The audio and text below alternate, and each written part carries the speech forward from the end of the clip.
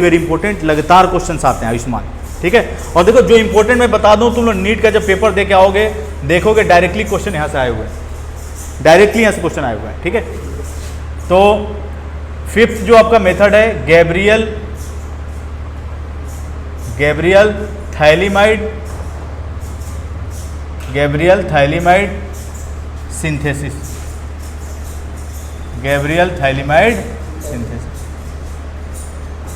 तो देखो सबसे पहले थैलीमाइड होता क्या है, दिस इज द थैलीमाइड।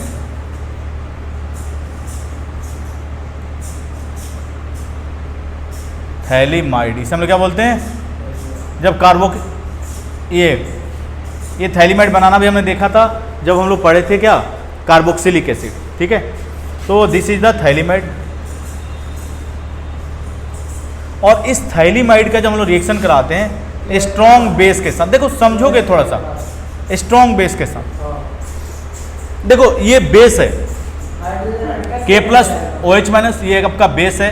और ये देखो हाइड्रोजन जब भी फोन के साथ जुड़ा हुआ, तुम्हारा मोबाइल फोन नहीं, केमिस्ट्री का फोन, फ्लोरीन ऑक्सीजन या नाइट्रोजन के साथ, तो ये H+ के फॉर्म में आसानी से क्या हो जाता है, बाहर हो जाता है। और कोई भी कंपाउंड जो H+ निकालता है वो किसकी तरह बिहेव करता है, एसिड की तरह। तो यहाँ से H+ बाहर होगा, यहाँ से OH- बाहर होगा, यानी कि H2 यहाँ से क्या हो जाएगा, बाहर, एसिड बेस रिएक्शन हो जाएगा और सॉल्ट फॉर्म कर देगा। क्या फॉर्म कर देगा, सॉल्ट फॉर्म कर देगा, C double bond O N- और K+, N- और अब इसका हम लोग रिएक्शन करा देते हैं एल्काइल हैलाइड के साथ, किसके साथ, एल्काइल, इसे हम बोलते हैं पोटेशियम थैलीमाइड,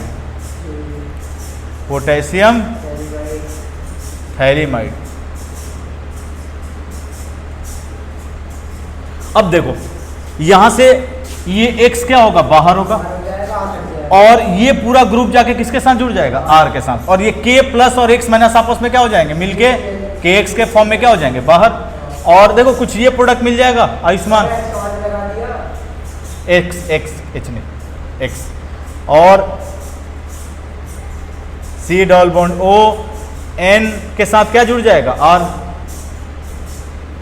यहां से मिल गया हम लोग को क्या, N एल्काइल थैलीमाइड, क्या मिल गया, N एल्काइल थैलीमाइड।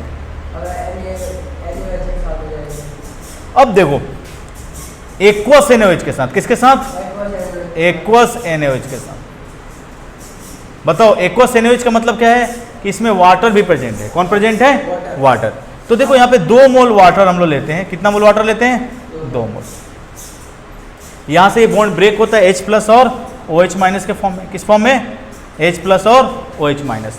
2 हाइड्रोजन जो है किसके साथ जाके लग जाता है, नाइट्रोजन के साथ, 2 हाइड्रोजन किसके साथ, नाइट्रोजन के साथ, तो ये क्या बना देगा, RNH2, क्या बना देगा, RNH2। और ये 2 जो OH हैं, ये किसके साथ जा चुके जुड़ जाएंगे, C डबल बॉन्ड O के साथ OH, लेकिन इसमें बेस भी प्रेजेंट है ना, तो ये C डबल बॉन्ड OH जो ग्रुप होता है, देखो यहाँ पे समझोगे थोड़ा सा, ये C डबल बॉन्ड O के साथ 2 OH आके लग गए। बताओ ये कौन सा ऑर्गेनिक कंपाउंड है, कार्बोक्सिलिक एसिड है, COOH। अब ये जैसे ही NaOH के साथ रिएक्ट करेगा, Na+ और OH-, तो यहाँ से हाइड्रोजन बाहर निकलेगा और कौन जाके जुड़ जाएगा, Na+। तो ये सॉल्ट के फॉर्म में एग्जिस्ट करता है, किस फॉर्म में, सॉल्ट। देखो कभी सोल्यूशन में मान लो एसिड बन रहा हो, उसमें बेस अगर प्रेजेंट है तो वो एसिड हमेशा किस फॉर्म में मिलेगा, सॉल्ट के फॉर्म में, ध्यान रखना है, ठीक है आयुष्मान। और यहां से हम लोग फ्री 1 डिग्री अमाइन फॉर्म कर सकते हैं, क्या फॉर्म कर सकते हैं, फ्री 1 डिग्री अमाइन, ठीक है। तो आपसे क्या पूछा हुआ है कि क्वेश्चन नंबर आपका है, अगर तुम लोग NCERT की पुरानी वाली बुक देखोगे तो उसमें 13.12 है क्वेश्चन नंबर, जो नई वाली बुक है उसमें है 9.12, एक्सरसाइज का क्वेश्चन है, अमाइंस के एक्सरसाइज में तुम लोग क्वेश्चन नंबर 9.12 नई बुक में, पुरानी बुक में 13.12 क्वेश्चन नंबर देखोगे तो क्वेश्चन नंबर क्या है कि why cannot primary aromatic amine be prepared by Gabriel phthalimide synthesis. हम लोग प्राइमरी एरोमेटिक अमाइन क्यों प्रिपेयर नहीं कर सकते हैं गैब्रियल थैलीमाइड सिंथेसिस, ये क्वेश्चन पूछा हुआ है, ठीक है। अब देखो इसका क्वेश्चन अगर तुम्हें करना है, इस क्वेश्चन को तुम्हें अगर अच्छे से समझना है तो पूरा गैब्रियल थैलीमाइड सिंथेसिस जो रिएक्शन है पहले उसे हम लोग को लिखना पड़ेगा। क्वेश्चन अगर लिख लोगे तुम्हें क्लियर हो जाएगा कि क्यों हम लोग aromatic amines prepare primary aromatic amines prepare क्यों नहीं कर सकते हैं गैब्रियल थाइलिमाइड सिंथेसिस से। ठीक है आयुष्मान, थाइलिमाइड का स्ट्रक्चर क्या होता है? लास्ट क्लास में पूछा था, घर पर नहीं पढ़ते हो कुछ भी। गोलू, थाइलिमाइड का structure C double bond O NH, this is the phthalimide. इसे हम लोग क्या बोलते हैं? थैलीमाइड। अब इस थैलीमाइड का अगर हम लोग रिएक्शन कराते स्ट्रॉन्ग बेस के साथ, किसके साथ? इस स्ट्रॉन्ग बेस लाइक KOH के साथ, तो देखो होता क्या है यहाँ पे, कहीं भी नाइट्रोजन, ऑक्सीजन या फ्लोरीन के साथ अगर हाइड्रोजन एसोसिएटेड है तो आसानी से ये किस फॉर्म में बाहर हो जाता है? H+ के फॉर्म में। किस फॉर्म में बाहर हो जाता है? H+ फॉर्म में। और KOH किस में टूटेगा? K+ और OH-। एसिड बेस रिएक्शन हो जाएगा। ये क्या है आपका? KOH क्या है? एक बेस है, और ये आपका किसके तरह बिहेव कर रहा है? थैलीमाइड, एक एसिड की तरह। यहां से H+ निकलेगा, यहां से OH-। H+ और OH- आपस में कंबाइंड हो जाएंगे, क्या बाहर हो जाएगा? H2 बाहर हो जाएगा।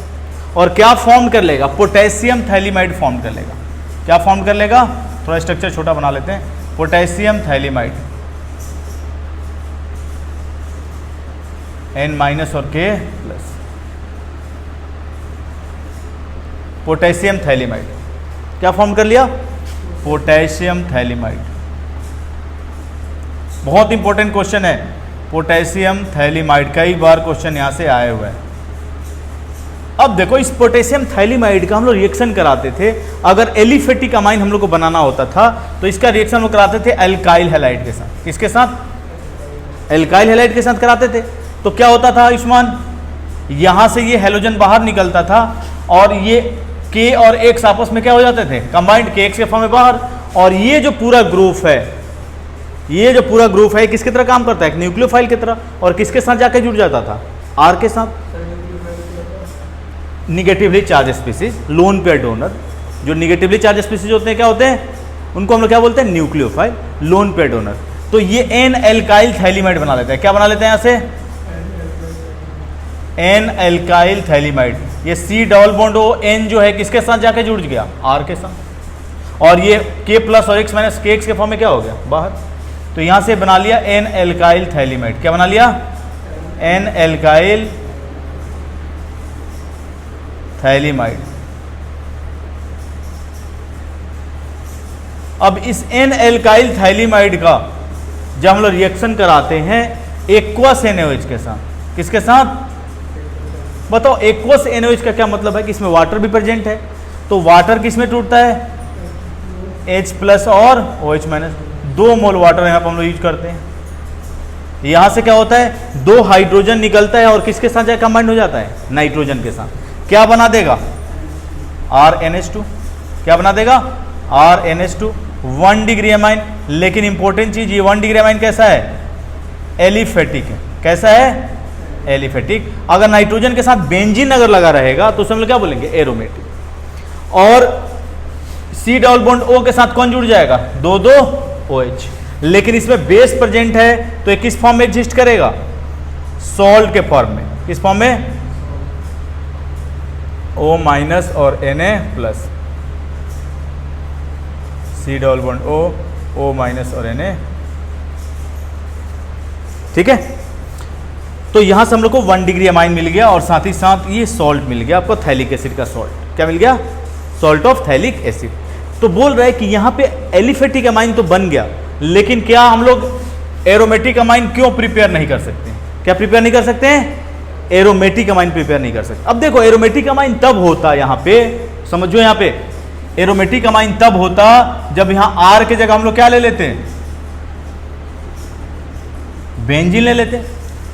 R की जगह क्या ले लेते हैं? बेंजीन रिंग, एराइल ग्रुप ले लेते हैं या फिनाइल ग्रुप ले लेते हैं।